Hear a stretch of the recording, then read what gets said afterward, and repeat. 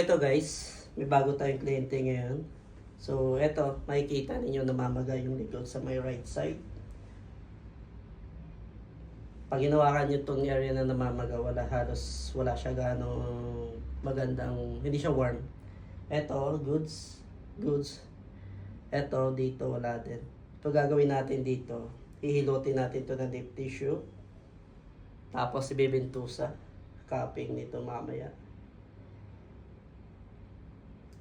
Itong area goods, kapit.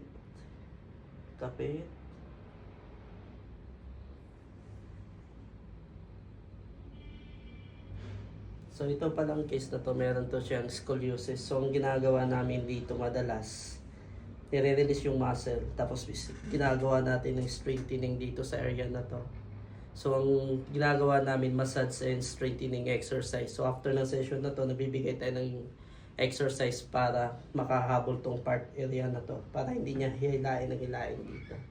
So kapag may scoliosis kayo, ginagawa natin sa body reset, tinatanggal yung spasm, tapos binibigyan ng movement, tapos binibigyan ng strengthening yung area ng muscle para bumalik talaga sa normal yung katawan. Pero again guys, hindi ito nakuha ng isang session. So kakain to na madaming session.